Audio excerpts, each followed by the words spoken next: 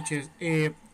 Vamos a hacer la clase virtual de SCRUM Fundamentals para obtener el certificado y dar el examen luego. Para ello vamos a utilizar el portal llamado BMEdu o Virtual Media Edu. Para acceder al portal, por favor, en sus navegadores, los que están con laptop o los que están en celular, pongan www.bmedu.com. Ese es el acceso al portal.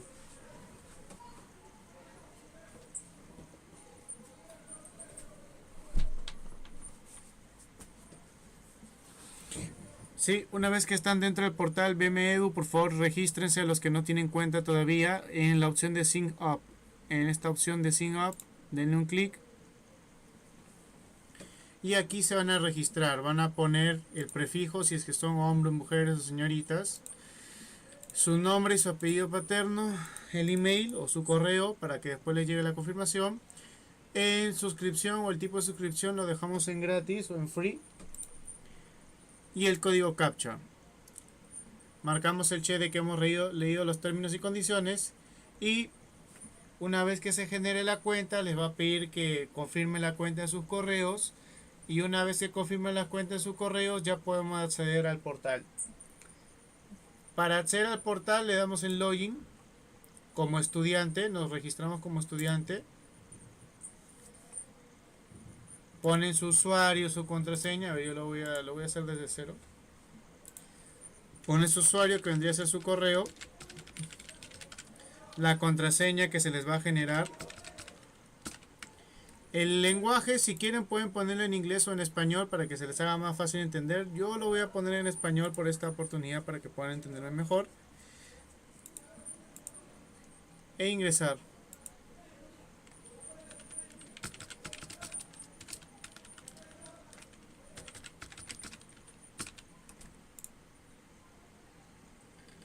Muy bien, y con eso entramos al portal.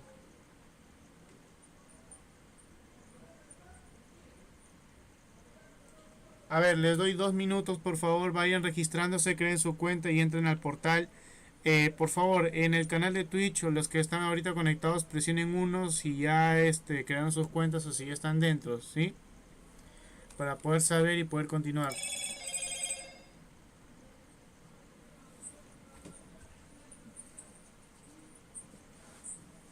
2 minutos.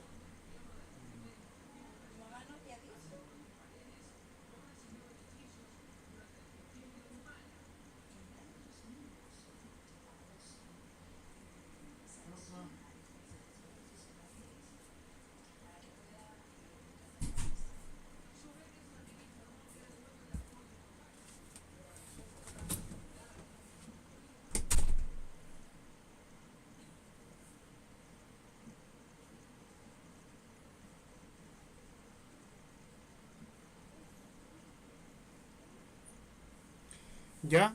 ¿Están listos?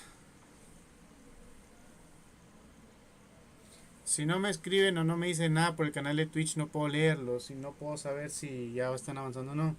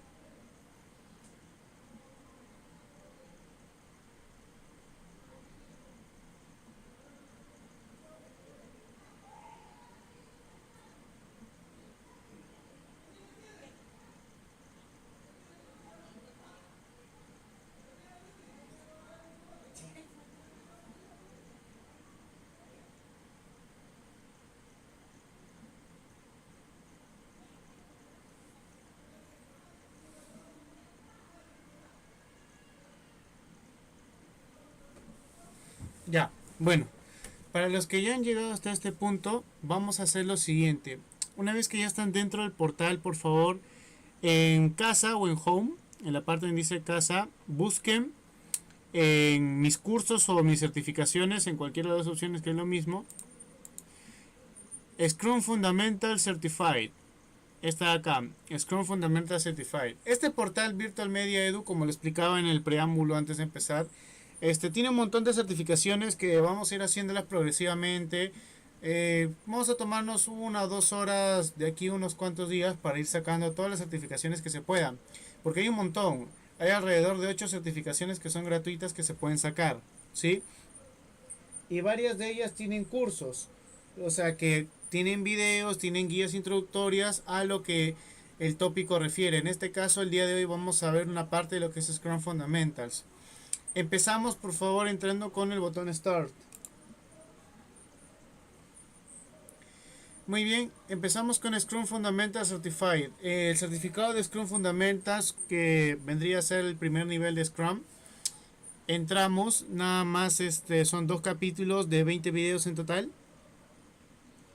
Para ello nos vamos al capítulo 1 y tenemos el total de todos los videos de Scrum. La duración total de los videos es aproximadamente 1 hora, hora y media, no es mucho. Una vez que estamos preparados para ver los videos, vamos a hacer un test. El día de hoy vamos a llegar hasta la primera parte del test. ¿Sí? Introducción a Scrum. Damos un clic y va a empezar a correr el video. What is the Scrum body of knowledge? No. It is a compilation of the latest methods and best practices employed by its practitioners and experts. Furthermore, it provides guidelines for the successful implementation of El Scrum. video está en inglés, pero básicamente les voy a ir explicando un Hello poco. and welcome.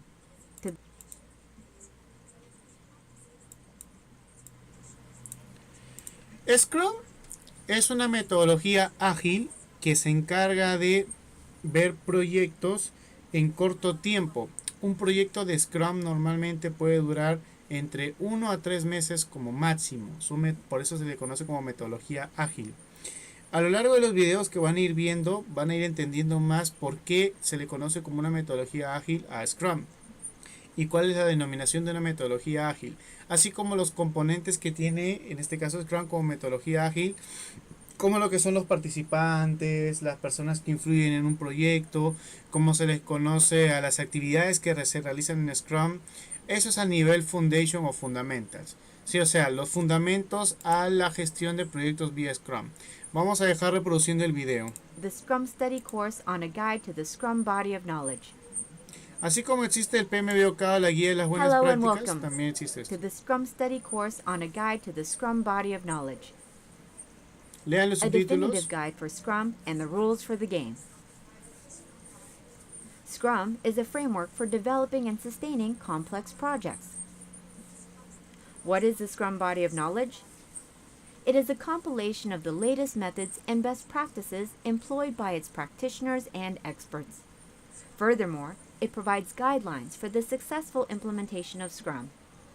It is the most popular Agile project management and project development framework. It provides a comprehensive framework that includes the principles, aspects, and processes of the Scrum framework. Now that we know about Scrum and the SBOC guide, let's see the applicability of Scrum as defined in the SBOC. Scrum framework is widely used across Esta es la parte del marco de trabajo de Scrum similar a PMBOK. Portafolios, programas, proyectos industriales, productos, servicios y cada otro tipo de entregables que se pueden realizar. Es mayormente para proyectos chicos, pero también pueden agarrar proyectos de envergadura grande. May refer to a product, service, or other deliverable. Básicamente explica los fundamentos de lo que es un proyecto y de lo práctico que es Scrum con respecto a otras metodologías. Whether they are small projects with 6-person teams or large complex projects with up to several hundred team members. Otro detalle importante, Scrum maneja un equipo de 5 a 6 personas en total. Let us quickly run through an overview of a guide to the SBOC chapters. The first chapter describes the purpose and framework of the SBOC and provides an introduction of the key concepts of Scrum. It also contains the summary of Scrum principles, Scrum aspects, and Scrum processes. The second chapter expands on the Está 6 Scrum explicando qué es lo que principles, contiene la the guía de foundation on Scrum. which the Scrum framework is based. Un sprint de un mes. Chapters 3 to 7 elaborate on the 5 Scrum aspects that must be addressed throughout any project. The chapters discussed are organization, business justification, quality, change, and risk. Chapters 8 to 12 Esas son las cover the fases tipo 19 Scrum PMBOK. En total processes son 6 involved in fases. carrying out a Scrum project. Inicio, These planificación y processes are, estimación. Luego in vamos a ir turn, tocando part punto of por 5 punto. Scrum phases, which are initiate, plan and estimate, implement, review and retrospect, and release. The phases detail the associated inputs and outputs of each process, as well as the various tools that may be Acuérdense las used in fases de each. Scrum. Similar a Some cualquier otra inputs, metodología que tools, ya han and visto. outputs are mandatory and are indicated as such with asterisks. Others are optional, depending on the specific project, organizational requirements, and/or guidelines set forth by the organization's Scrum Guidance Body, or SGB. Chapters 13 and 14 cover the 8 processes required to scale Scrum to large projects and the enterprise. For large-scale Scrum projects that require coordination across multiple teams, there are 3 additional Scrum processes, which are defined in Chapter 13, Scaling Scrum for Large Projects. There are also specific processes defined when implementing Scrum at the enterprise level, which are covered in Chapter 14, Scaling Scrum for the Enterprise.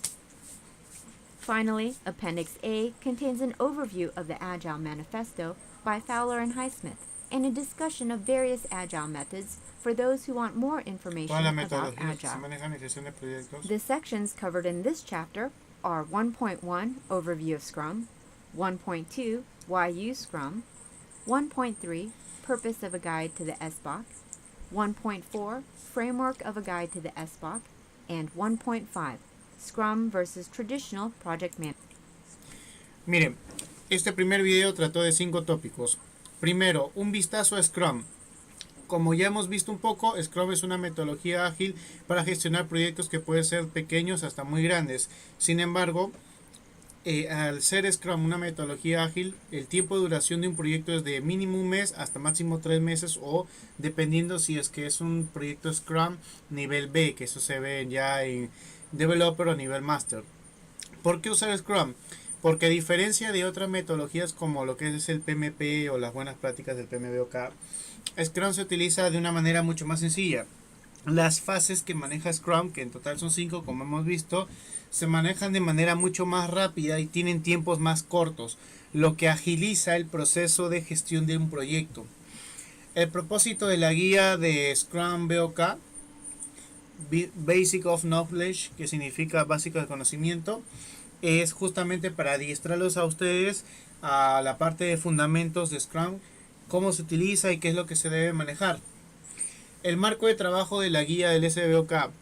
El SBOK, la guía de las buenas prácticas de Scrum, hace referencia a lo siguiente. Tenemos 5 fases: inicio, planificación y estimación, como se le conoce, seguimiento y medición, la ejecución previa y finalmente la liberación.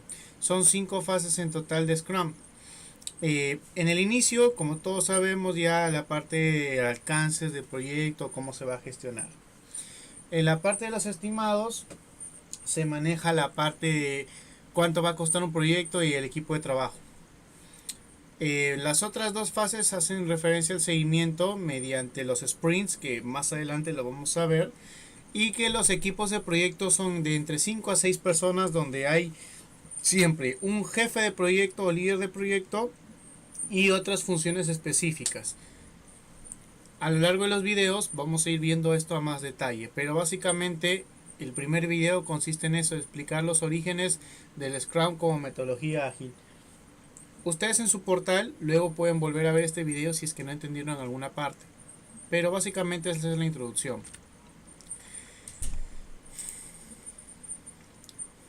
Management. And that wraps up the introduction to the Scrum body of knowledge. Muy bien. Hello, and welcome El back to segundo Scrum video Study Course on a guide trata del panorama de Scrum. Aquí sí ya damos un vistazo un poquito más profundo a por qué se estudia Scrum. to the Scrum Body of Knowledge. In the earlier SBOC guide module, we saw that a guide to the Scrum Body of Knowledge provides guidelines for the successful implementation of Scrum. Los So isn't it lineamientos para que un necessary that proyecto we know a manejado en little Scrum more sea about Scrum? exitoso. Let's take a look. A Scrum project involves a collaborative effort to create a new product, service, or other results as El origen defined de in un the proyecto, project ya vision saben, ya statement. es un All esfuerzo temporal projects are para impacted by lograr constraints of generar un time, producto o cost, servicio. scope, El quality, impacto de los resources, proyectos, alcance, tiempo, organizational costo, calidad, capabilities, recursos, and other capacidades de la limitations that make organización them y otros difficult to limitantes. plan, La execute, triple o manage, and restricción, ultimately restricción succeed. extendida. However, Planificar, ejecutar, successful gestionar y implementation of the obtener results of a éxito. finished project provides significant business benefits to an organization.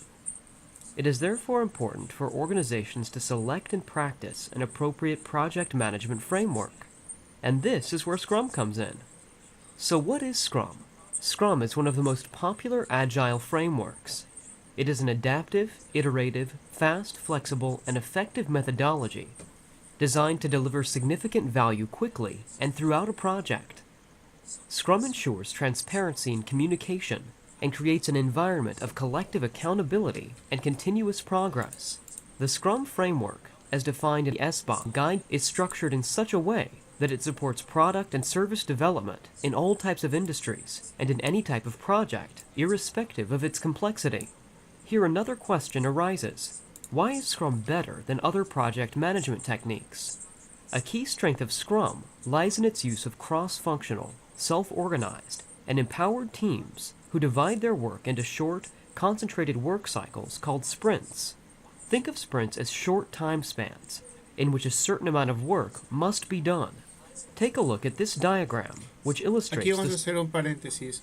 Lo que está explicando en este video básicamente es cómo funciona el flujo del marco de trabajo de Scrum.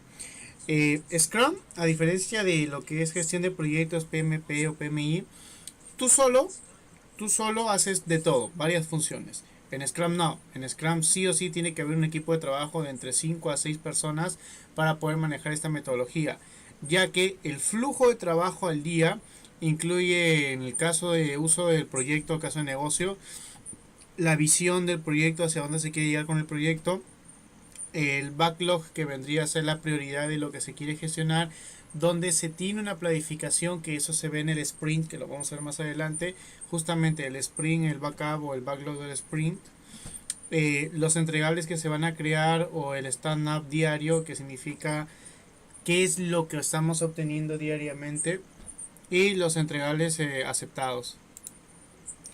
The Scrum project's flow.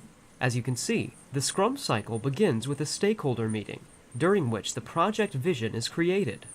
The product owner then develops a prioritized product backlog, which contains a prioritized list of business and project requirements, written in the form of user stories. Each sprint begins with a sprint planning meeting, during which high-priority user stories are considered for inclusion in the sprint. A sprint generally lasts between 1 and 6 weeks, and involves the Scrum team working to create potentially shippable deliverables, or product increments.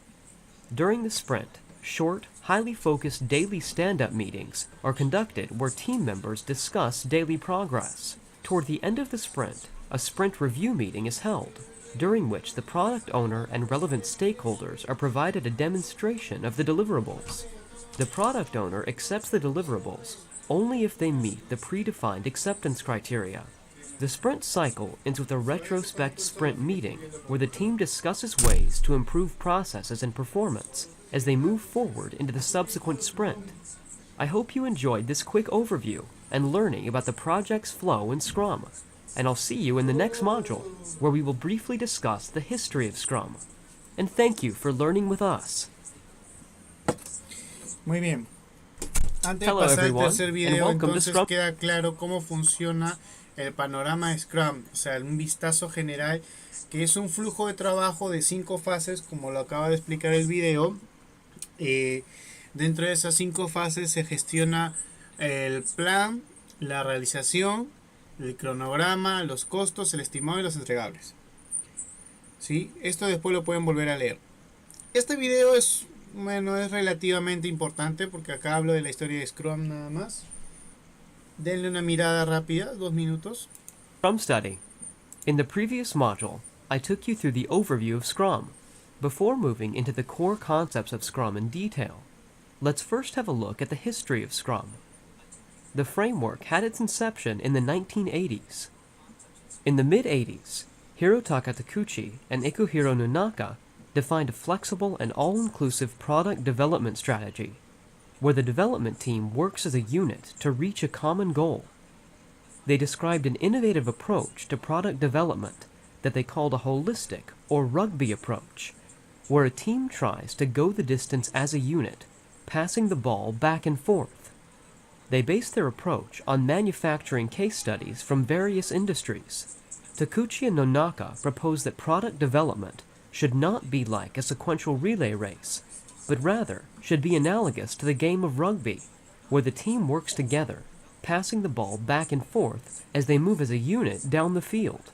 The rugby concept of scrum, where a group of players form together to restart the game, was introduced in this article to describe the author's proposal that product development should involve moving the scrum downfield. Later, Ken Schwaber and Jeff Sutherland elaborated on the scrum concept and its applicability to software development in a presentation at the Object-Oriented Programming, Systems, Languages, and Applications OOPSLA conference held in 1995 in Austin, Texas. Since then, several Scrum practitioners, experts, and authors have continued to refine the Scrum conceptualization and framework. In recent years, Scrum has increased in popularity and is now the preferred project development framework for many organizations globally. Thank you for learning with us. Hello, and welcome back to Scrum Study Course on a guide to the Scrum body of knowledge. In this module, you will learn how Scrum is helpful to any project.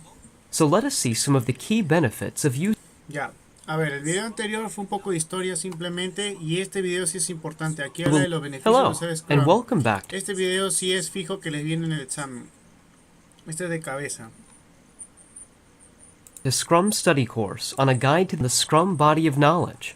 In this module, you will learn how Scrum is helpful to any project. So let us see some of the key benefits of using Scrum. Adaptability is the very first benefit I want to point out here. The Scrum principles of empirical process control and iterative delivery make projects adaptable and open to incorporating change when it occurs. Scrum processes are designed to embrace change. A key benefit for stakeholders is that Scrum is customer-centric. Emphasis on business value and having a collaborative approach that includes stakeholders ensures a customer-oriented framework in a Scrum-controlled project. Continuous delivery of value is an additional benefit that results from being customer-centric. In Scrum, iterative processes enable the continuous delivery of value through the ship deliverables process. Each sprint produces a potentially shippable product, service, or desired result. Early delivery of high value is a closely related business benefit of using Scrum. Not only is the delivery of value continuous, the create prioritized product backlog process ensures that the highest value requirements of the customer are met first. Both the customer and the project team benefit from continuous feedback. In Scrum, continuous feedback is provided through the conduct daily stand-up and demonstrate and validate sprint processes. Estos procesos grábenselo de memoria porque viene en el examen. Todos los días hay reuniones del equipo de proyecto de Scrum. Y lo que se hace son 3 tareas. El feedback continuo, donde por ejemplo yo soy digamos un analista de sistemas y le digo, ya, el día de hoy ¿qué hiciste? ¿Tiene solución? Sí. ¿Cuál es la solución? Esto, tal. O sea, es una retroalimentación que se hace entre todo el equipo de trabajo. A todos les preguntan lo mismo, 3 preguntas y todos tienen que responder. Y también validar que el sprint es básicamente el cronograma sobre el cual se maneja un proyecto de Scrum, donde se hace el seguimiento en base a la productividad. ¿Qué tan productivo estamos siendo en el proyecto? Lo del sprint lo explica más adelante, pero más o menos les voy adelantando ese dato. Sigamos viendo el video. Tomen nota, por favor. Continuous feedback contributes to another key benefit, transparency. In a Scrum-managed project, all information centers, such as the Scrum board and sprint burnout chart, are continually displayed and updated, which leads to an open working environment. Sprint review meetings demonstrate potentially shippable products to stakeholders, keeping them fully informed about the current status and progress of the project. Transparency enhances the important benefit of a high-trust environment. The conduct daily stand-up and retrospect sprint processes promote transparency and collaboration. This leads to a high-trust work environment, ensuring low friction between employees. Scrum's adaptability and transparency create an environment of continuous improvement. As the project progresses, the deliverables are improved progressively, sprint by sprint, with changes and improvements being included and managed through the SCRUM prioritized product backlog process. Another important benefit is sustainable pace. SCRUM processes are designed such that the people involved can work at a pace that they can sustain indefinitely. Another benefit of using SCRUM is an efficient development process. In SCRUM, it has been observed that time boxing and minimizing non-essential work leads to higher efficiency levels. The next benefit is motivation. The conduct daily stand-up and retrospect sprint processes lead to greater levels of motivation among employees. Faster problem resolution is one of the important benefits of using SCRUM in projects. Collaboration and co-location of cross-functional teams lead to identifying and solving problems more quickly. The next benefit is effective deliverables. The demonstrate and validate process and regular reviews after creating deliverables ensures effective deliverables to the customer. The next benefit is collective ownership. The estimate user stories process and commit user stories process allows team members to take ownership of the project and of their work, leading to better quality in SCRUM. High velocity is another important benefit. A collaborative framework enables highly skilled cross-functional teams to achieve their full potential and high velocity. SCRUM pioneer and signer of the Agile Manifesto, Jeff Sutherland, calls this state hyper-productivity. And the last benefit that we will discuss is SCRUM's innovative environment. The retrospect sprint and retrospect project processes create an environment of introspection, learning, and adaptability, leading to an innovative and creative work environment. And that wraps up this module introducing key benefits of using SCRUM in any project. I look forward to seeing you again, and thank you for learning with us. A ver chicos, paréntesis, los que están llegando al stream, por favor, para que puedan escribir y si tienen alguna duda o consulta, tienen que presionar el botón con forma de corazón, el botón de seguir, para que puedan escribir ahí en la caja de chat si tienen alguna duda o consulta, porque ahorita no puedo leer si es que están escribiendo algo, si es que no presionan el botón de seguir. En este tópico lo que se ha visto es básicamente el enfoque profundo de lo que significa retrospectiva en SCRUM. Ese término retrospectiva, el término de mejora continua, el término de sprint, vayan memorizándoselos porque esos términos son los que vamos a ver más adelante y son los que vienen en el examen. Sobre todo el tema de sprint, el tema de equipos de trabajo, en qué están compuestos, las reuniones y qué es lo que evalúa SCRUM. Sigamos.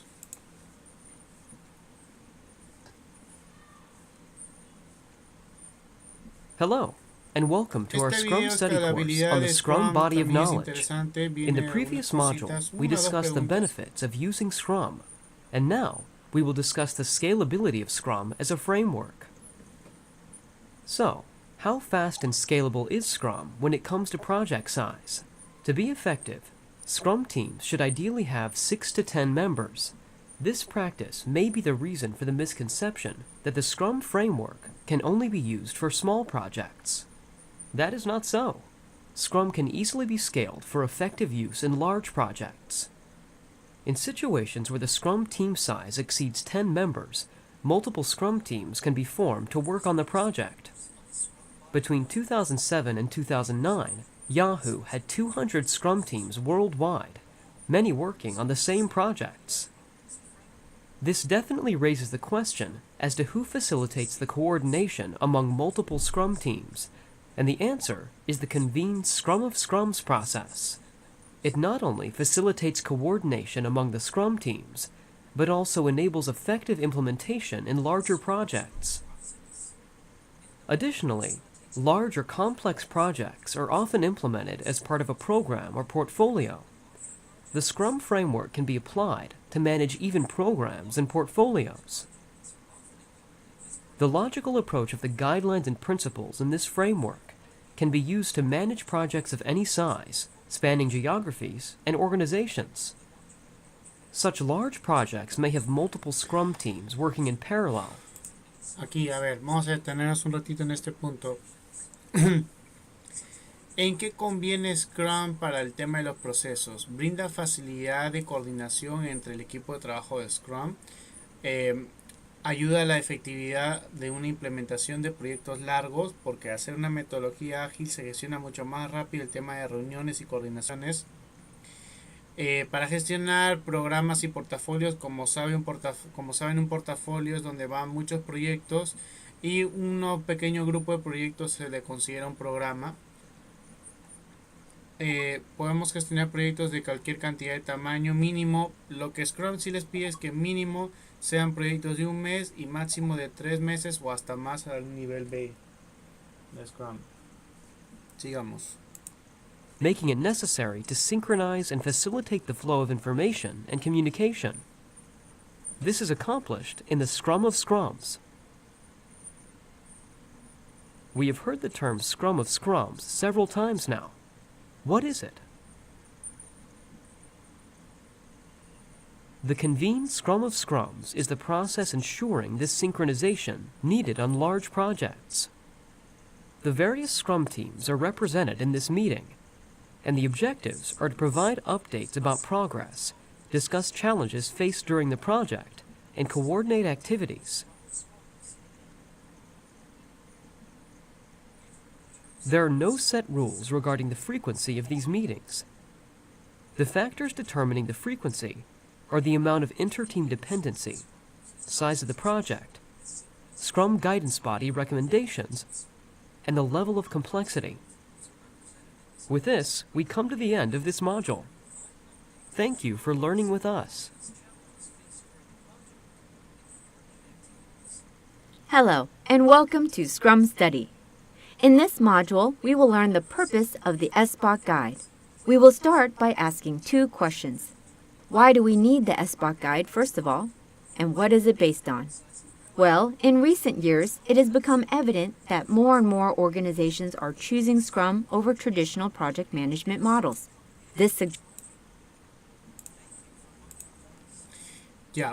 Este video es el propósito de la guía de Scrum. Acá explica ya fundamentos un poco más profundos de lo que es Scrum y para qué sirve. Presten atención también a este video, por favor. Vamos a ver unos 4 o 5 videos más y luego vamos a hacer un test el día de hoy.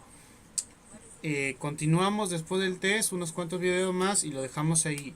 Mañana terminamos de ver todo este capítulo 1 y el capítulo 2 y hacemos el test completo de 35 preguntas para que más o menos sepan qué preguntas vienen e irlos preparando para el examen de certificación. Hello, and welcome to Scrum Study. In this module, we will learn the purpose of the SBOC guide. We will start by asking 2 questions. Why do we need the SBOC guide, first of all? And what is it based on?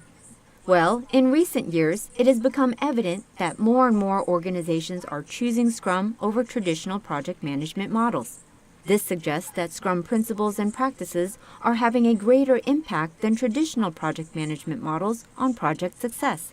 SBOC Guide was developed as a means to create a necessary guide for organizations and project management practitioners who want to implement Scrum, as well as those already doing so who want to make needed improvements to their processes. It is based on experience drawn from numerous projects across a variety of organizations and industries. The contributions of many Scrum experts and project management practitioners have been considered in the development of SBOC Guide. So let's now see who uses SBOC Guide and how it is valued. The SBOC Guide is especially valuable to the Scrum core team members. Who are the Scrum core team members? Let's meet them one by one. Here comes the product owners first. They use the SBOT guide to fully understand the Scrum framework and particularly the customer stakeholder-related concerns involving business justification, quality, change, and risk aspects associated with Scrum projects. Scrum Masters are the next group of people who use SBOT Guide to learn their specific role in overseeing the application of Scrum framework to Scrum projects. And lastly, the Scrum team members, who use the SBOT Guide to better understand Scrum processes and the associated tools that may be used to create the project's product or service. The SBOT Guide is valued in other aspects as well. It is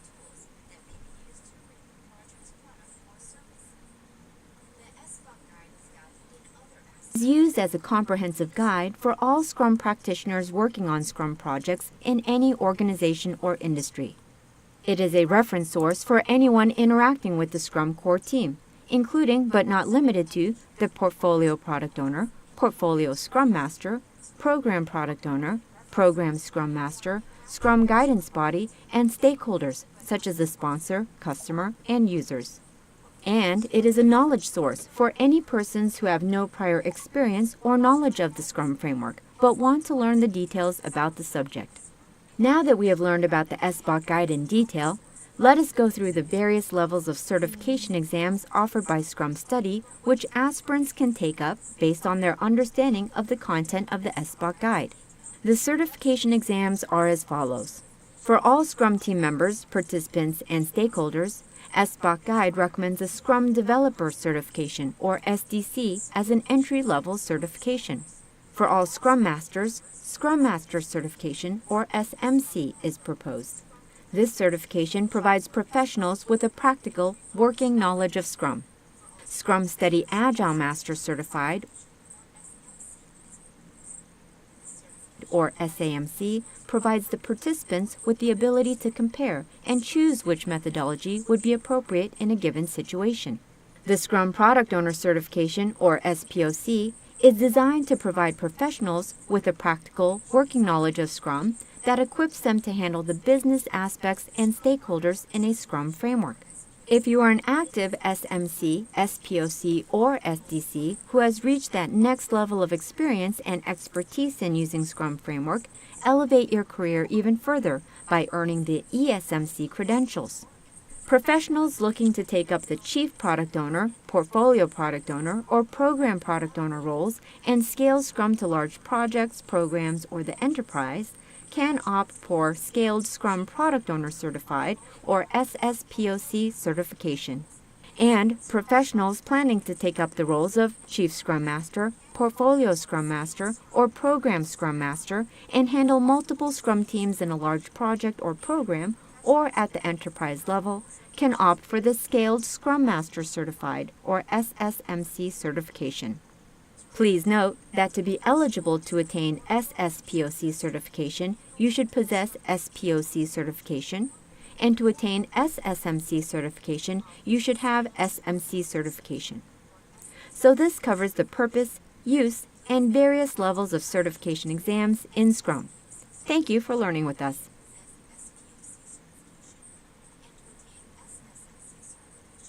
Hello, and welcome to Scrum Study.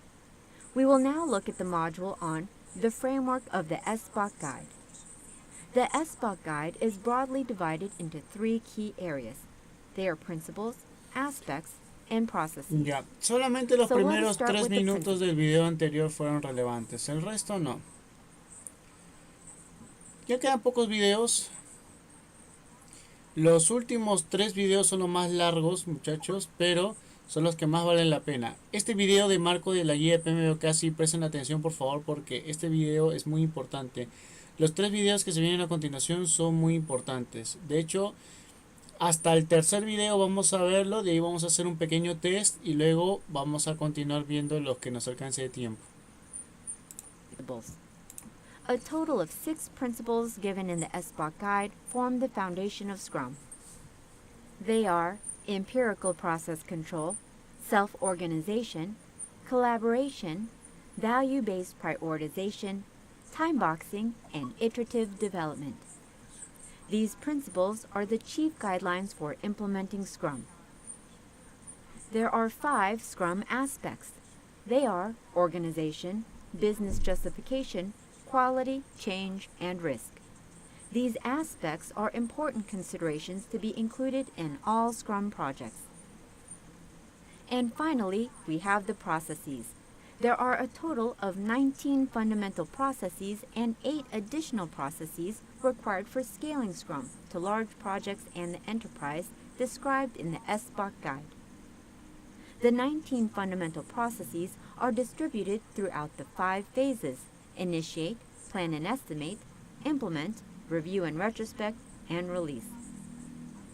Within the phases, you will find a detailed description of each process, its inputs, tools, and outputs. 3 additional processes required for scaling Scrum to large projects are defined in Chapter 13. And 5 additional processes required for scaling Scrum to the enterprise are addressed in Chapter 14. Hello, and welcome back to Scrum Study course on the Guide to the Scrum Body of Knowledge, or the SBOC Guide. In this section, we will look at the best way to use the SBOC Guide. But before that, let's review some foundation material. The SBOC Guide is a reference and knowledge guide. It is used by experienced Scrum practitioners and other product and service developers, as well as persons with no prior experience or knowledge of Scrum or other project management frameworks. In SBOC Guide, you will find that the contents are organized for easy reference by the 3 Scrum core team roles, that of the product owner, Scrum Master, and the Scrum team. The content for each Scrum core team role is identified in the Role Guide section. A roles guide provides direction regarding the relevance of each section in the chapter to the Scrum core team member. The chapters covering the 6 Scrum principles and 5 Scrum aspects also includes a role guide. What's more, in order to facilitate the best application of the Scrum framework, the SBOC Guide has clearly differentiated mandatory inputs, tools, and outputs from non-mandatory or optional ones. In the SBOC Guide, the inputs, tools, and outputs denoted by asterisks are mandatory, while others with no asterisks are optional. It is recommended that persons being introduced to Scrum focus primarily on the mandatory inputs, tools, and outputs, while more experienced practitioners should read the entire fundamental process phases. And professionals looking to scale Scrum to large projects and to the enterprise should focus on the additional processes described in Chapters 13 and 14.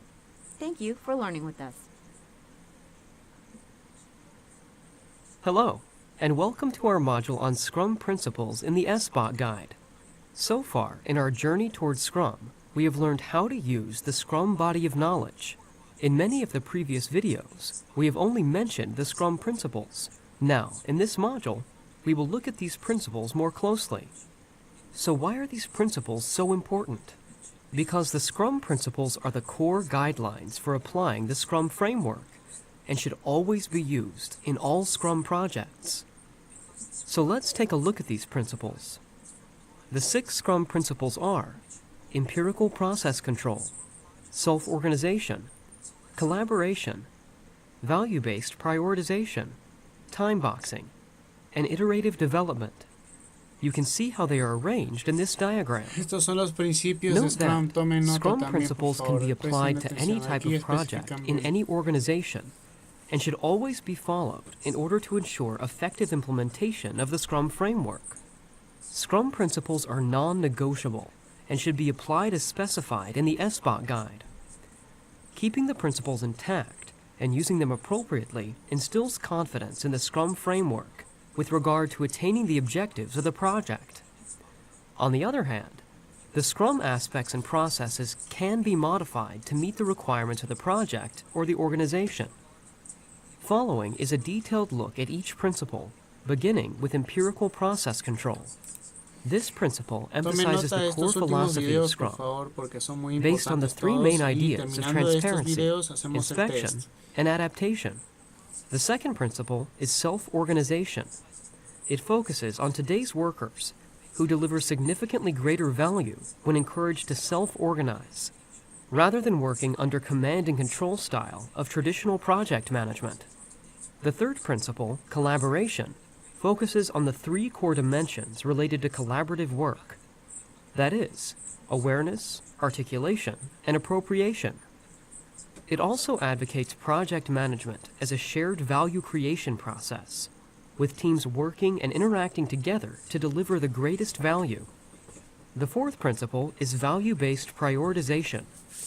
This principle highlights the focus of Scrum to deliver maximum business value, beginning early in the project and continuing throughout. The 5th principle is time boxing. This principle emphasizes time as a limiting constraint in Scrum. Time boxing is used to help effectively manage project planning and execution. Time-boxed elements in Scrum include sprints, daily stand-up meetings, sprint planning meetings, and sprint review meetings. And finally, we have iterative development as the 6th principle. This principle defines iterative development and emphasizes how to better manage changes and build projects that satisfy customer needs. It also delineates the product owner's and organization's responsibilities related to iterative development. That covers the 6 Scrum principles. These will continue to be developed throughout our other course modules. Thank you for learning with us.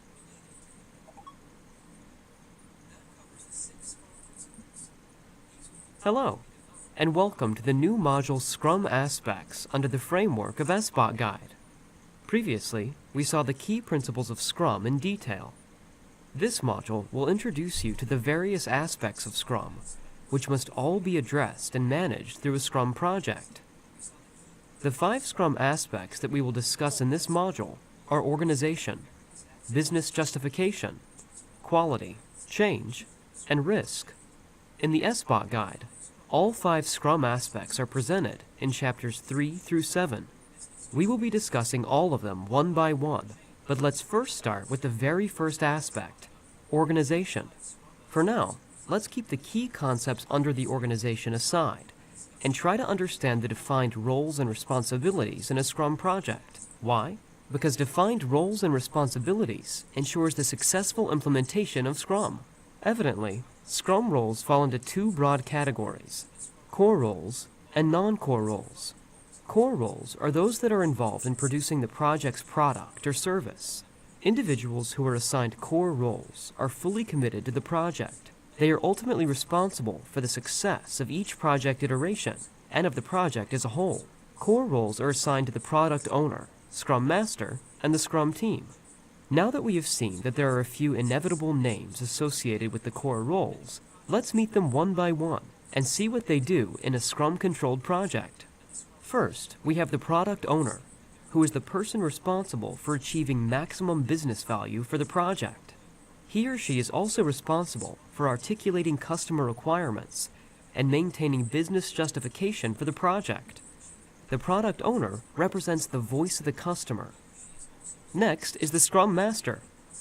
The Scrum Master is a facilitator who ensures that the Scrum team is provided with an environment conducive to completing the project successfully.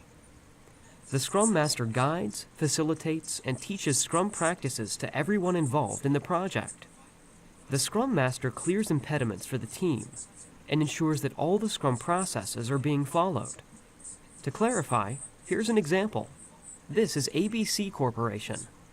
The software development team at ABC is facing roadblocks lately. Why? Well, it seems that they are unable to live up to the set standards of a project in terms of quality. What is the stumbling block here? Lack of expertise required for the project. It, in turn, leads to delay. So this is where the Scrum Master is going to pitch in. How is he or she going to do that? First of all, the task of the Scrum Master will be to focus on finding ways to clear the impediment, which comes in the form of lack of expertise required for the project. How is this possible? Well, the Scrum Master at this juncture is either going to raise an immediate requirement for hiring software developers with required expertise, or he can make an arrangement for training the existing staff. The Scrum Master will now make a decision based on the cost-effectiveness and time consumption of the action to be taken. Finally, it's now the turn of the Scrum team. They actually do the work. The Scrum team is the group or team of people who are responsible for understanding the requirements specified by the product owner and creating the deliverables of the project. So, considering the earlier example, the software development team, either with newly recruited experts or with newly acquired training, will proceed in accordance with the requirements set by the product owner. Now, let's take a closer look at the non-core roles. The non-core roles are optional and may include all team members who are interested in the project. They have no formal role in the project team, but they may interface with the team. However, they may not be responsible for the success of the project. The non-core roles should be taken into account in any Scrum project. So, who is involved in non-core roles? Stakeholders, the Scrum guidance body, vendors, the chief product owner, and the chief Scrum master. Let's meet these people one by one. The first role is the stakeholder or stakeholders. This is a collective term that includes customers, users, and sponsors. They frequently communicate with the Scrum core team and influence the project throughout the project's development. Most importantly, it is for the stakeholders that the project produces the collaborative benefits. Second is the Scrum guidance body, which is also referred to as the SGB. It is an optional role consisting of a set of documents or a group of experts, typically involved in defining objectives related to quality, government regulations, security, and other key organizational parameters. This Scrum guidance body guides the work carried out by product owner, Scrum master, and Scrum team. The next non-core role is played by the vendors. They include external individuals or internal organizations that provide products or services that are not within the core competencies of the project organization. The chief product owner is another non-core role. This role is relevant for large projects that have multiple Scrum teams. The chief product owner is responsible for coordinating the work of multiple product owners. The last non-core role is the chief Scrum master, who is responsible for coordinating Scrum-related activities in large projects that may require multiple Scrum teams to work in parallel. Now, to help you understand how the Scrum organizational structure works, we have a diagram here. The roles played by the Scrum Master, Product Owner, Scrum Team, and the interrelation of these roles, and the way in which each one of them contributes to fulfilling customer requirements, are summarized here. The organization aspect of Scrum also addresses the team structure requirements to implement Scrum in programs and portfolios. So now that we have seen the core and non-core roles played in a Scrum-controlled project, let's now discuss another key Scrum aspect, business justification.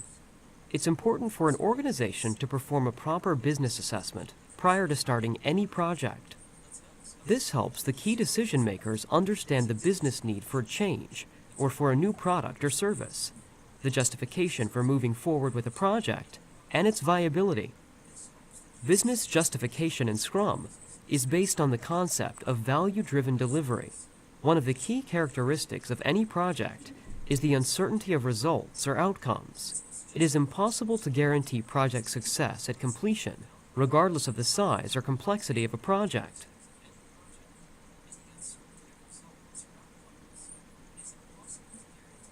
Considering this uncertainty of achieving success, Scrum attempts to start delivering results as early in the project as possible. This early delivery of results, and thereby value, provides an opportunity for reinvestment and proves the worth of the project to interested stakeholders.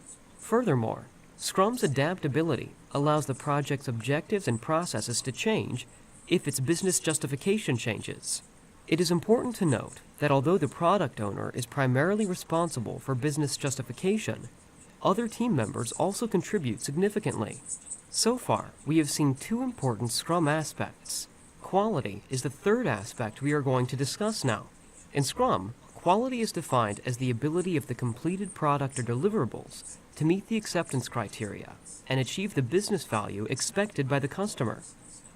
To ensure that a project meets its quality requirements, Scrum adopts an approach of continuous improvement whereby the team learns from experience and stakeholder engagement to constantly keep the prioritized product backlog updated with any changes in requirements.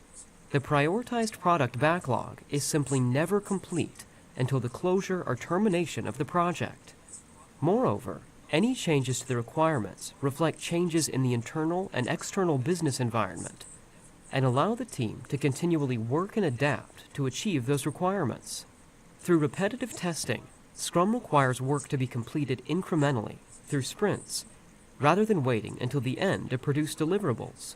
This means that errors get fixed right away, instead of being postponed until the end of the project. Moreover, important quality-related tasks, for example, development, testing, and documentation, are completed as part of the same sprint by the same team. This ensures that quality is inherent in any deliverable created as part of a sprint. Such deliverables from Scrum projects, which are potentially shippable, are also referred to as done.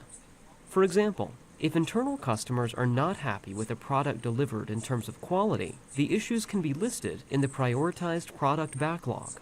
These kinds of issues will be addressed during the sprints, and the team will try to fix them so that quality is not compromised. Thus, continuous improvement with repetitive testing optimizes the probability of achieving the expected quality levels in a Scrum project. Constant discussions between the Scrum core team and stakeholders, including customers and users, with actual increments of the product being delivered at the end of every sprint, ensures that the gap between customer expectations from the project and actual deliverables produced is constantly reduced. The Scrum guidance body may also provide guidelines about quality, which may be relevant to all Scrum projects in the organization. The next aspect that we're going to discuss here is change, another very important aspect of Scrum. Every project, regardless of its method or framework used, is exposed to change. It is imperative that project team members understand that the Scrum development processes are designed to embrace change. Organizations should try to maximize the benefits that arise from change and minimize any negative impacts through diligent change management processes in accordance with the principles of Scrum.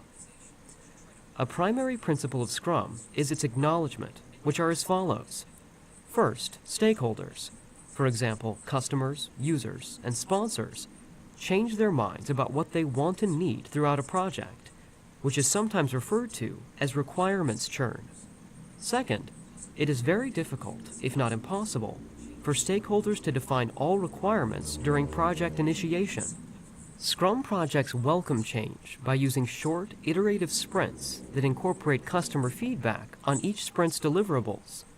This enables the customer to regularly interact with the Scrum team members, view deliverables as they're ready, and change requirements if needed earlier in the sprint. Also, the portfolio or program management teams can respond to change requests pertaining to Scrum projects applicable at their level. Let's now look at the last Scrum aspect, which is risk. What is risk, and how do you define it? Risk is defined as an uncertain event or set of events that can affect the objectives of a project and may contribute to its success or failure. Risks that are likely to have a positive impact on the project are referred to as opportunities, whereas threats are risks that could affect the project in a negative manner. For example, consider a situation in which one of the key investors in a project backs off at a prime moment. This is a risk affecting the project in a negative way. However, if the project finds a better investor willing to invest in a bigger and better way, it can be considered as an opportunity. Managing risk must be done proactively. It is an iterative process that should begin at project initiation and continue throughout the project's life cycle. The process of managing risks should follow some standardized steps to ensure that risks are identified and evaluated, and that a proper course of action is determined and acted upon accordingly. Risks should be identified, assessed, and responded to on the basis of two factors. These are the probability of each risk's occurrence and the possible impact in the event of such an occurrence. Risks with a high probability and impact value are determined by multiplying both factors, and they should be addressed before those with a relatively lower value. In general, once a risk is identified, it is important to understand the risk with regard to the probable causes and the potential effects if the risk occurs. And with that, we conclude our module on Scrum aspects. I hope this segment was insightful and suggestive of the main aspects of the Scrum framework. I look forward to seeing you in the next session. Thank you for learning with us. Hi there, and welcome back to the introduction of Scrum.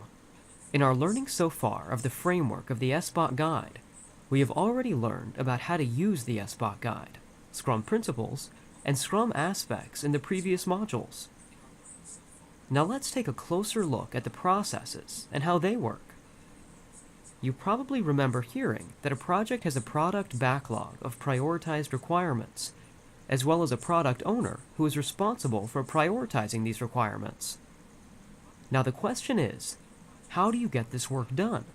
First of all, let's define the Scrum processes in general. Scrum processes address the specific activities and flow of a Scrum project. In total, there are 19 processes, which are grouped into 5 phases. These phases are presented in chapters 8 through 12 of the SBOT Guide. These 5 phases describe each process in detail, including the associated inputs, tools, and outputs. Also, in each process, some inputs, tools, and outputs are designated as mandatory, while others are designated as optional. The decision to include any optional input, tool, and/or output depends on the particular project, organization, or industry. Inputs and outputs denoted as mandatory are important for the successful implementation of Scrum in any organization. Next, we'll take a closer look at the phases and the processes enlisted under them. Initiate is the first phase, and the process is carried out as part of initiate are as follows. Create project vision is the first process performed. In this process, the project business case is reviewed to create a project vision statement that will serve as the inspiration and provide focus for the entire project. The product owner is identified in this process. Identify Scrum Master and stakeholders is the second process, during which the Scrum Master is identified using specific selection criteria. Form Scrum Team is the third process in the initiate phase. In this process, Scrum team members are identified. Normally, the product owner has the primary responsibility of selecting team members, but he or she often chooses the team in collaboration with the Scrum Master. The fourth process is Develop Epics. In this process, the project vision statement serves as the basis for developing epics, which are large, unrefined user stories. User group meetings may be held to develop Ya solo epics. quedan 2 videos, muchachos. Fuerza, Create a fuerza. prioritized product backlog is the next Ya process. este video In this ya process, termina en unos cuantos minutos epics and y dividí en unrefined un user video de stories 7. are refined and elaborated, then prioritized to create a prioritized product backlog for the project. The done criteria is also established at this point. The last process classified under the initiate phase is conduct release planning. In this process, the Scrum core team reviews the user stories in the prioritized product backlog to develop a release planning schedule, which is essentially a phased deployment schedule that can be shared with the project stakeholders. The second phase we're going to learn is plan and estimate, and these are processes grouped under this phase. First is create user stories. We can see that in this process, user stories and their related user story acceptance criteria are created. User stories are usually written by the product owner and are designed to ensure that the customer's requirements are clearly depicted and can be fully understood by all the stakeholders. User story writing exercises may be held. This involves Scrum team members creating the user stories.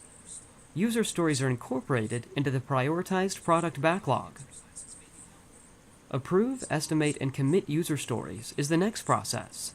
In this process, the product owner approves user stories for a sprint. Then, the Scrum Master and Scrum team estimate the effort required to develop the functionality described in each user story. and the Scrum team commits to develop the customer requirements in the form of approved, estimated, and committed user stories. The third process in the plan and estimate phase is create tasks. In this process, the approved, estimated, and user stories are broken down into specific tasks and compiled into a task list. Often, a task planning meeting is held for this purpose. Estimate tasks is the fourth process. During this process, the Scrum core team, in a task estimation workshop, estimates the effort required to accomplish each item in the task list. The result of this process is an effort estimated task list. The last process conducted during this phase is create sprint backlog. In this process, the Scrum core team holds sprint planning meetings, where the group creates a sprint backlog containing all tasks to be completed in the sprint. The third phase we'll discuss in this module is implement. Let's now look at the various processes listed to be carried out during this phase. The first process in the implement phase is create deliverables. In this process, the Scrum team works on the tasks in the sprint backlog to create sprint deliverables. A Scrum board is often used to track the work and activities being carried out. Issues or problems being faced by the Scrum team could be updated in an impediment log. The second process performed is conduct daily stand-up. Every day, a highly focused, time-boxed meeting is conducted, which is called the daily stand-up meeting. This is the forum for the Scrum team to update each other on their progress and any impediments they may be facing. The last process conducted during the implement phase is groom prioritized product backlog. In this process, the prioritized product backlog is continuously updated and maintained. A prioritized product backlog review meeting may be held, in which any changes or updates to the backlog are discussed and incorporated into the prioritized product backlog as appropriate. The next phase is review and retrospect. There are three main processes that take place during this phase. The first one is convene Scrum of Scrums. In this process, Scrum team representatives convene for Scrum of Scrums meetings in predetermined intervals, or whenever required, to collaborate and track their respective progress, impediments, and dependencies across teams. This is relevant only for large projects where multiple Scrum teams are involved. The second process is demonstrate and validate sprint. In this process, the Scrum team demonstrates the sprint deliverables to the product owner and to the relevant stakeholders in a sprint review meeting. The purpose of this meeting is to secure approval and acceptance of the product or service by the product owner. The last process performed in the review and retrospect phase is retrospect sprint. In this process, the Scrum Master and Scrum team meet to discuss the lessons learned throughout the sprint. This information is documented as lessons learned, which can be applied to future sprints. Often, as a result of this discussion, there may be agreed actionable improvements or updated Scrum guidance body recommendations. The last phase is release. There are two main processes performed during this phase. The first one is ship deliverables. In this process, accepted deliverables are delivered or transmitted to the relevant stakeholders. A formal working deliverables agreement documents the successful completion of the sprint. The second process is retrospect project. In this process, which completes the project, organizational stakeholders and Scrum core team members assemble to retrospect the project and identify, document, and internalize the lessons learned. Often, these lessons lead to documentation of agreed actionable improvements to be implemented in future projects. This brings us to the end of the segment on the Scrum processes. Before we wind up, let's recap the various phases and processes we learned. Here is the summary of all Scrum processes. I hope you have enjoyed learning with us today. We look forward to seeing you in our next segment, Scrum versus Traditional Project Management. Thank you for learning with us.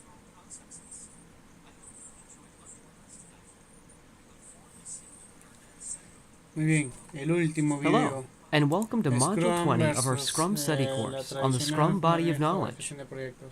So far, we have discussed the benefits, purpose, scalability, principles, processes, phases, and aspects. Actually, everything one needs to know to implement Scrum. Have you ever wondered why Scrum is becoming more popular with every passing day? The simplest answer is that Scrum is better than traditional project management methods in many ways. Let's take a look at the differences between Scrum and a typical traditional project management model in a detailed way. The main difference between traditional project management models and the Scrum framework is the way in which the project is handled. Esta parte Traditional habla de cómo project se gestiona el management is proyecto based en on Scrum. Esto es processes, como ya las while plantillas que Scrum utiliza Scrum asks para for a manejar. change in mindset with its focus on the El people foco de involved in the Scrum es las project. personas, Although la processes gente, and cómo tools está are la gente en su necessary in completing a productividad. project successfully, it is always the people who undertake, participate in, and implement the project. They do the work that takes the project from idea to reality. According to Scrum, the key factors in any project are the people, and the emphasis should be on them and their actions. Various cross-functional teams work in parallel across sprints to deliver potentially shippable deliverables at the end of each sprint. In a traditional model, the amount of functionalities not done remains high, and no product is delivered until the end or very near the end of the project. What gives Scrum an edge over other practices when it comes to the size of the team? Scrum can be used for managing projects of all sizes. Scrum works well for most projects and team sizes. Large projects utilize multiple Scrum teams, which work in sync to ensure project progress. Since its early days, Scrum is focused on Otra producing working importante software diferencia. over comprehensive Scrum puede hacer documentation. proyectos desde It pequeños still a grandes, does, pero and has expanded that permite focus normalmente to son include the proyectos incremental grandes. development of products other than software. While documentation is necessary and useful for any project, Scrum teams focus on interim deliverables in which real value is delivered to the customer. The documentation is done minimally, as and when it is required. Lessons learned are recorded during retrospective meetings. The process followed in Scrum is iterative, unlike the linear model used in traditional frameworks, such as the waterfall model. The iterative model helps product development improve over time. It maximizes opportunities for feedback and ensures potentially shippable versions of working products at the end of each sprint or iteration. Scrum encourages iterative decision-making based on data over the detailed upfront planning practiced in traditional waterfall-style project management. The focus is not on meeting the project's plan targets, but on satisfying customer requirements. Traditional project management can lead to a situation where the plan has succeeded, but the customer is not satisfied. In addition to iterative planning and delivery, Scrum supports the collaboration of all parties involved, the customer, business team, and project team, to minimize risk and achieve satisfaction. In Scrum, delivering the greatest value in the shortest amount of time means prioritizing work based on customer needs and dividing what will be done from what needs to be done. Scrum is often contrasted with other linear fashion project methods due to its low upfront planning and scheduling of activities, which move immediately into execution. In today's business environment, change is rapid and long-range planning is problematic. Predicting and planning every detail of new services and new product development is almost impossible. Scrum uses its low upfront planning framework to be adaptable and accommodating to change. Risk management is continuous in a Scrum-managed project, in which risk management works with the product owner, Scrum team, and Scrum Master to determine the best approach to handle identified risks, whereas in traditional models, risks are handled up front, even before many risks have been identified.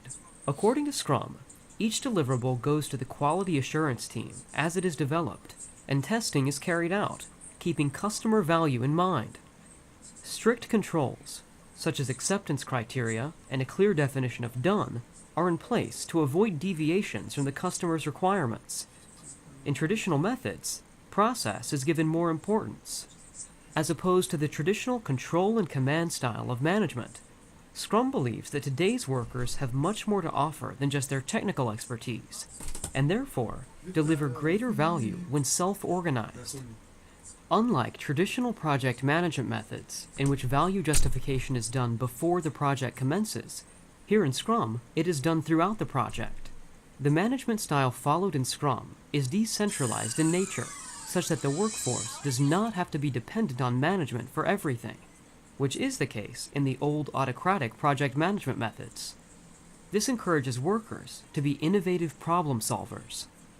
Scrum believes that product development is a shared value creation process that needs all the stakeholders working and interacting together to deliver the greatest value. Command and control is the rule of the day in traditional models. How is team performance measured in Scrum and traditional models?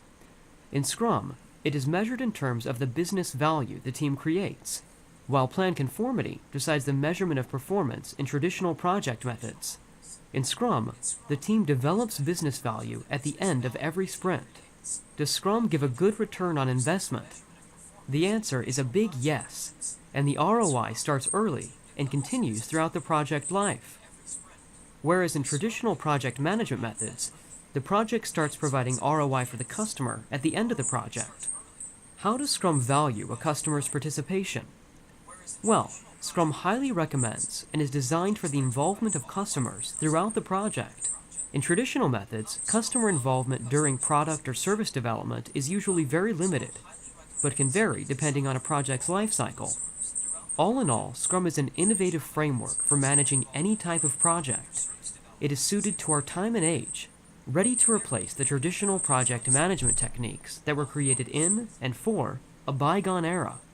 With this, we come to the end of our module on Scrum versus traditional project management.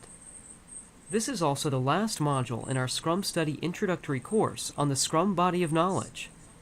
We hope you have profited greatly from this course and look forward to seeing you in our other videos at scrumstudy.com. Thank you for learning with us. Hello and welcome to the Scrum Study course on a guide to the Muy Scrum bien, body of chicos, hemos knowledge, terminado la primera parte del a curso. definitive guide for Scrum and the rules for the game.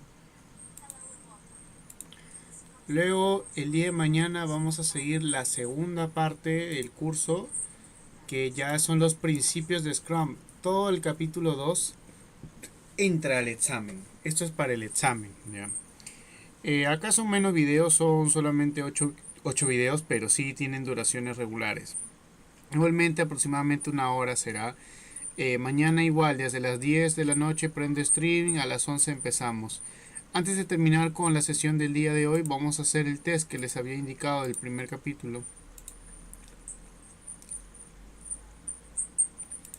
Vamos a tomar el test.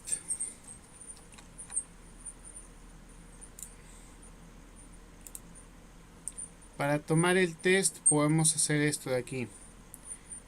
Start.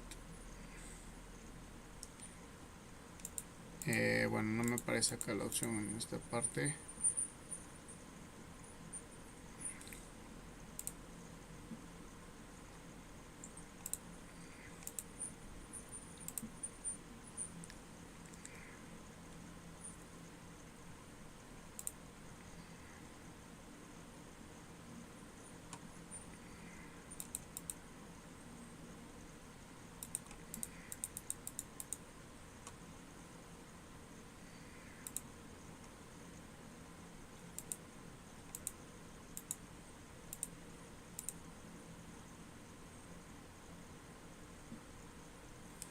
Aquí está la guía gratuita para descargar por si acaso, el SBOK.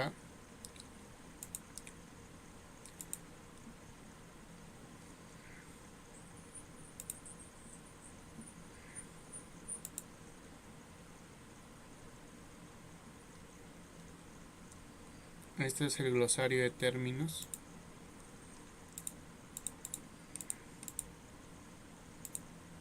La introducción de Scrum también tiene un glosario de términos.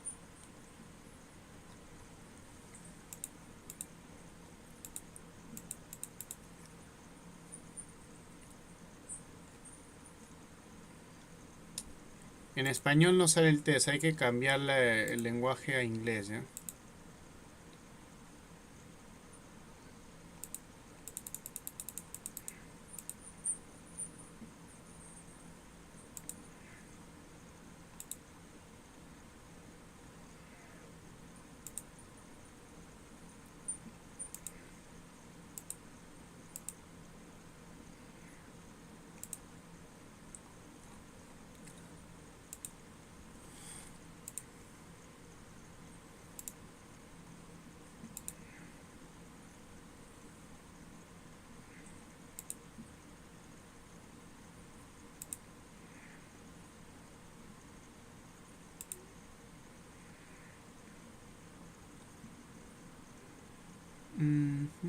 Qué raro, no me que aparece el test.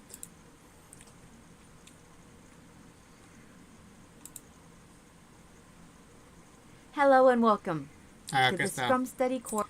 Chapter test. Ya lo encontré. Chapter test. Aquí está el primer capítulo, introducción a Scrum. Vamos a hacerlo de 15 preguntas, ¿ya? No, todo, 19. Empezamos con la primera pregunta y empezamos el test. Tenemos 3 intentos. Lo voy a poner en español mejor, ¿ya? Perdón. Vamos a poner en español. Ya me acordé a dónde iba.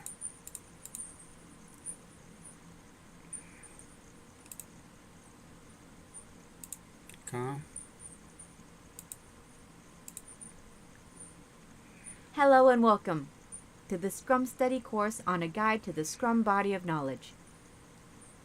A definitive guide for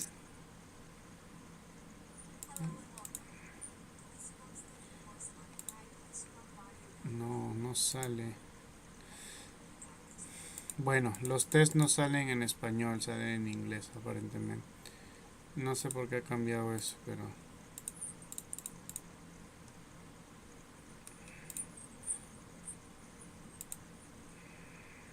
Sí, chapter test.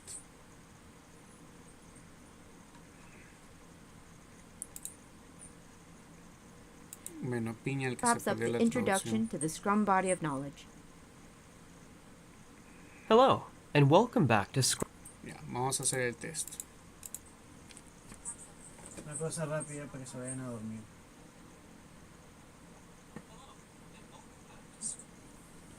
Empezamos con el test. Pregunta 1 de 19. ¿Cuál de los siguientes enunciados del equipo de trabajo de Scrum es incorrecto? Un equipo de trabajo siempre debe ser de entre 8 a 10 miembros. Un equipo de trabajo de Scrum siempre tiene que estar en el lugar antes de que el proyecto sea iniciado. Un equipo de trabajo debe crear las entregadas del proyecto. Un equipo de trabajo debe determinar la longitud del sprint de un proyecto. Esta está un poquito difícil, de hecho no me acuerdo cuál es la respuesta, pero aquí hay dos afirmaciones que sí son ciertas. El equipo de trabajo de Scrum sí debe crear los entregables del proyecto. El equipo de trabajo de Scrum debe determinar la longitud de un sprint. Esas dos afirmaciones son correctas. Ahora, un equipo de Scrum debe ser de siempre entre 8 a 10 miembros. Esa puede ser la que sea incorrecta, ya que un equipo de trabajo de Scrum, como les dije hace unos cuantos videos, debe ser de entre 5 a 6 personas como máximo. Un equipo de Scrum debe estar siempre antes de que el proyecto sea iniciado. No, la segunda opción es definitivamente la incorrecta porque no necesariamente es cierto. ¿Ves? Como les decía, el equipo de Scrum en sí, hacer una metodología ágil a diferencia del PMI, primero tiene que estar el Scrum Master solamente haciendo el levantamiento de información. Luego que ya se ha hecho el levantamiento de información, recién se recluta al grupo de trabajo. Siguiente pregunta. Aquí está la respuesta. El equipo de Scrum solamente se refiere al desarrollo del equipo en sí, desde que sus responsabilidades son asignadas por el Scrum Master, básicamente, ¿no? Siguiente pregunta. Aquí está. Como está definido en el SBOK, en las guías del Scrum, ¿cuál de los siguientes es un aspecto de Scrum? Inicio, organización, scope, plan. A ver. Inicializar es. Organizar también. Scope, que vendría a ser el enunciado, también. Plan, también. Pero no todos son aspectos. Algunas son fases. La que se consideraría como aspecto podría ser el plan o el inicio. Aquí sí está un poquito más difícil, ¿ya? Aquí sí me puedo equivocar. Lo bueno es que les dan 3 intentos. El plan no es un aspecto, como les decía, es una fase de Scrum, al igual que inicio, entonces sería enunciado. No, tampoco. Organización es un aspecto de Scrum. Y eso lo vimos en el tercer video, si no me equivoco. Uno de los aspectos de Scrum es la organización como tal.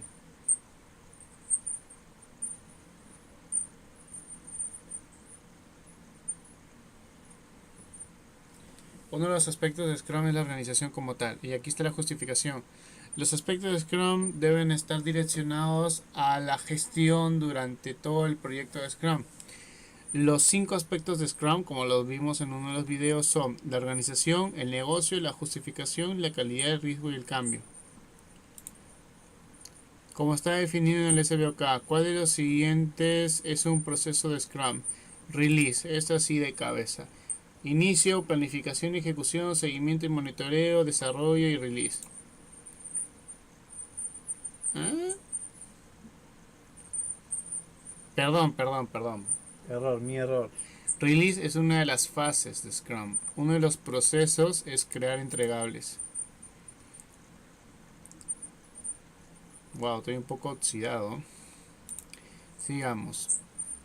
Como está definido en el SBOK, ¿cuál de los siguientes es un principio de Scrum? Bueno, acabamos de leer una pregunta similar. Justificación del negocio. No es.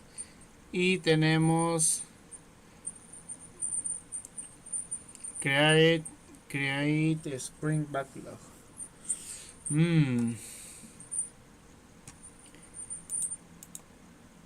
La respuesta era la 4. Por eso le decía, hay algunos videos que sí tienen cierta importancia. Dos cosas, los principios y los aspectos. La retrospectiva en base a principios y la retrospectiva en base a aspectos. La retrospectiva de Scrum en base a principios son los procesos empíricos de control, la autoorganización, la colaboración, la priorización base del valor, el boxeo en el tiempo y la iteratividad. Algunos de estos términos no han salido todavía en este primer capítulo, salen en el capítulo 2, por eso es que no se han visto. Pero vamos a seguir adelante. ¿Cuál de los siguientes define mejor un proyecto? Bueno, ya sabemos también por cultura general de que un proyecto es un esfuerzo temporal para lograr conseguir un resultado mediante la entrega de un producto o un servicio, ¿no?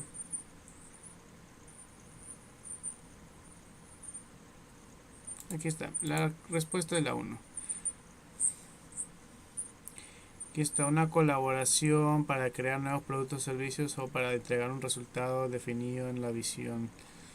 Sí, eso es PMB acá.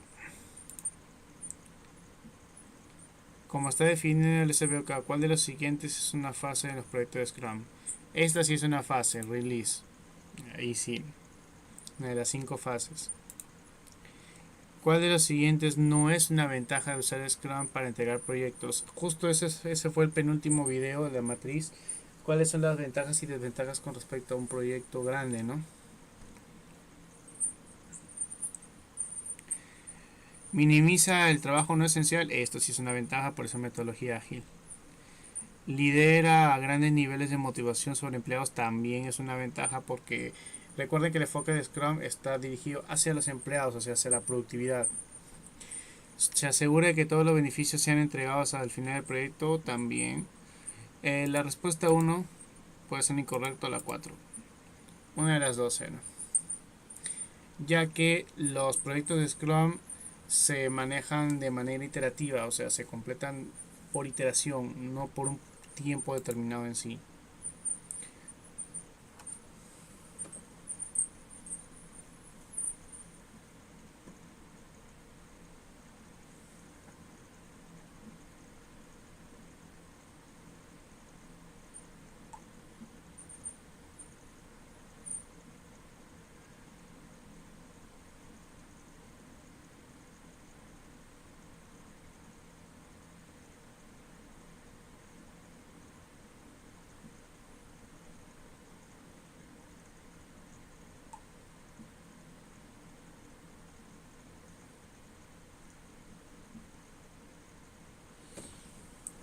Por cierto, en el test no hay límite de tiempo, pueden tomarse el tiempo que les sea considerado necesario, pero para el examen sí hay tiempo, hay un tiempo límite de 35 a 40 minutos, creo que lo han ampliado, o hasta una hora, pero son 35 preguntas. Los test son máximo 19 preguntas. Vamos a la pregunta 8.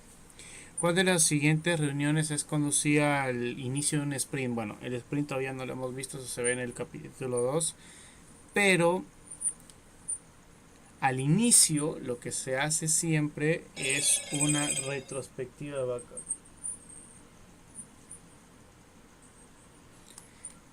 A ver, Jeffrey dice que la respuesta es la 3. Muy bien, Jeffrey. ¿Por qué?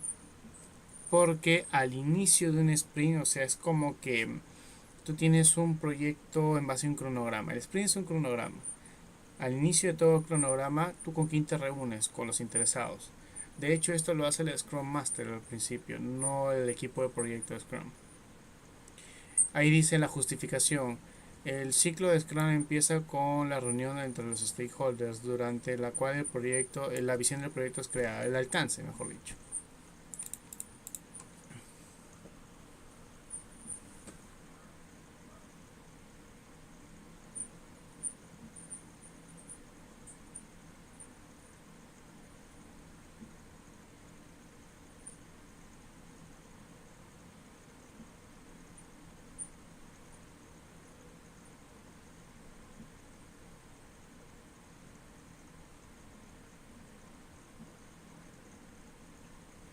A ver, ¿quién más quiere participar? A ver, Jeffrey.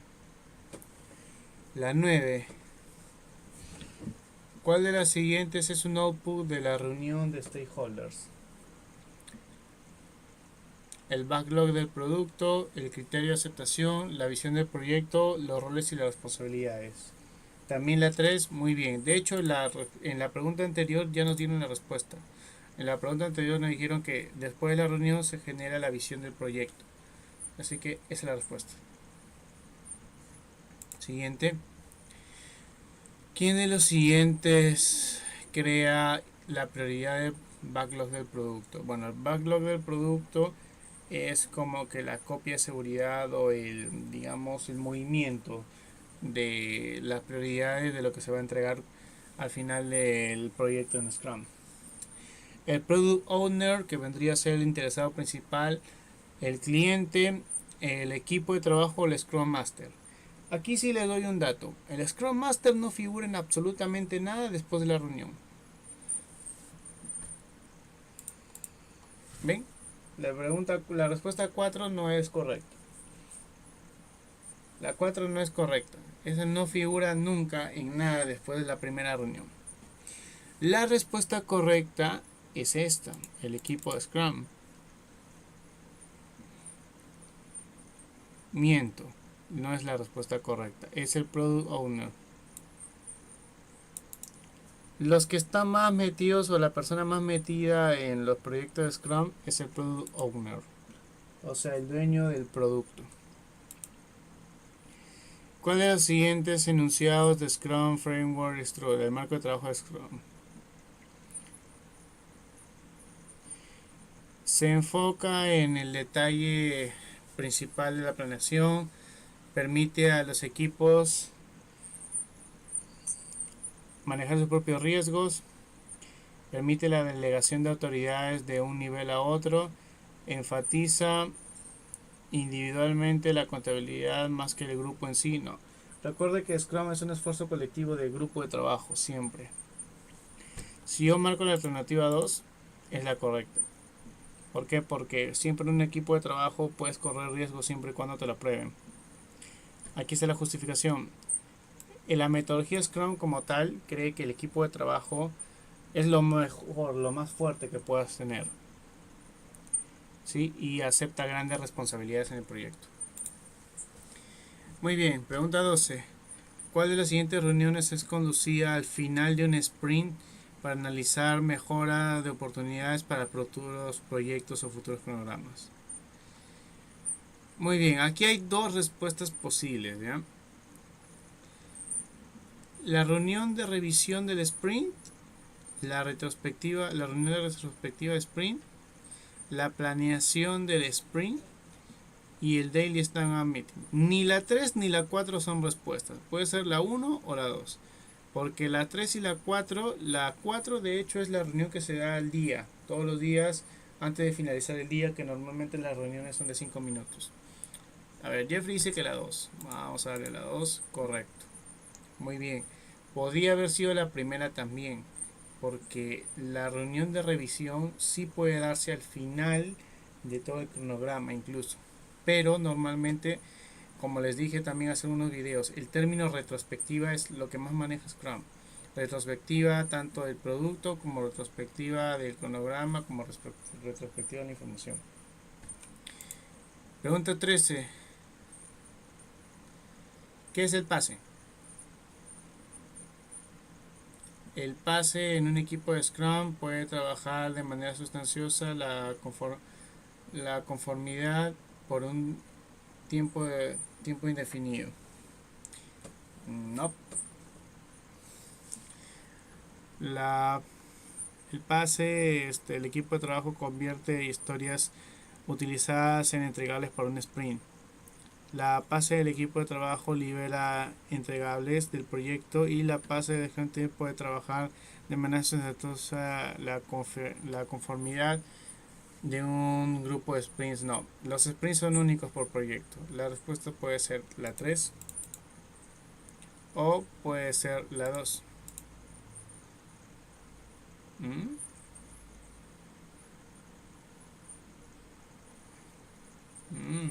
Interesante. Hay algunos conceptos nuevos que han cambiado o que se han corregido, porque este examen yo lo di hace como 3 años. ¿Qué nos dice? Mantener un pase sustancial es una de las más importantes tendencias de Scrum. La pase sostenible transfiere para incrementar la satisfacción de los clientes. Ya, nos está hablando de que siempre debemos asegurar la conformidad de toda la parte sustancial con respecto a los clientes y los empleados. Bueno, ¿cuál de los siguientes no es un beneficio de usar Scrum? Nos asegura que los valores máximos requeridos para el cliente estén satisfechos primero, como el trabajo al principio de valor profesional. Esto sí es. Nos lleva a un trabajo de alta confiabilidad en un entorno que utiliza poca fricción entre los empleados, como les promete transparencia. Esto también. No. La 3 no es. Ensures that products are developed by a group, pero no. La 4 es la respuesta porque esa no es. Recuerden que Scrum es un esfuerzo temporal que no necesariamente empieza desde una planeación desde el inicio, ¿no? La metodología o el sprint empieza desde que se conforma el equipo de proyecto de Scrum. ¿Cuál de los siguientes es un beneficio de usar Scrum? Bueno, hay algunas respuestas que sí están totalmente explícitas y otras no. Esta está explícita en la explicación de los videos.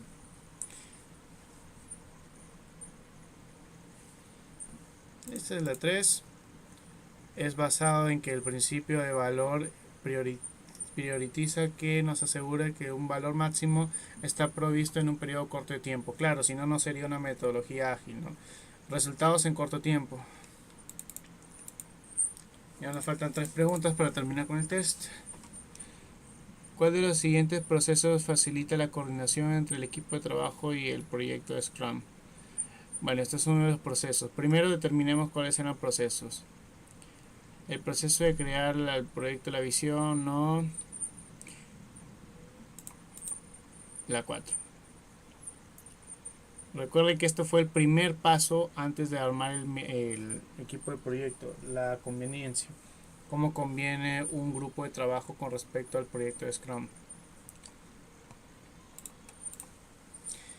El marco de trabajo de Scrum está situado por cuál de los siguientes proyectos. Ya, esta es una pregunta un poquito difícil, ¿ya? Esta sí la jalé.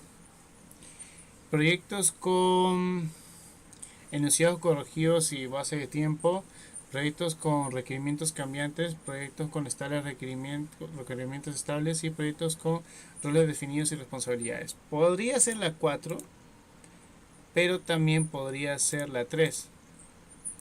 sin embargo es la 2. ¿Por qué? Porque al ser una metodología ágil y adaptable a cambios, Scrum prefiere manejar requerimientos que cambien a lo largo del tiempo. En cambio, por ejemplo, cuando tú llevas una metodología PMP, un cambio impacta directamente en el proyecto. Cualquier cambio, por más pequeño que sea, impacta en la curva S. En Scrum no es así. Un cambio no impacta de manera tan significativa en el proyecto, no, porque el cambio se realiza al momento y luego eso va al backlog. ¿Cuál de los siguientes no es una ventaja de entregar proyectos usando Scrum? Scrum nos asegura un trabajo abierto, un entorno de trabajo abierto a través de la información mediante un Scrum Board, que es básicamente una barra de progreso. Scrum nos asegura una resolución rápida de problemas dentro de la colaboración y colocación de equipos de desarrollo. Podría ser la 2, pero acá hay dos alternativas más. Scrum nos asegura que es orientado hacia el cliente, un marco de trabajo orientado al cliente más allá de la colaboración. No. La respuesta es la 4, porque Scrum nos asegura que nosotros como equipo de proyecto nos sentamos bien, nos sentamos cómodos, nos sentamos confiados en que podemos organizar y estructurar un proyecto correctamente. Ese es el énfasis de Scrum, el equipo de trabajo de las personas, no tanto el cliente del proyecto. ¿Cuál de los siguientes es una constante cuando se planifica, ejecuta, gestiona y se entrega un Scrum de proyecto? ¿Tiempo o costo? ¿O las dos? Las dos. Recuerden que manejan básicamente el mismo principio de restricción, la triple restricción o la restricción extendida.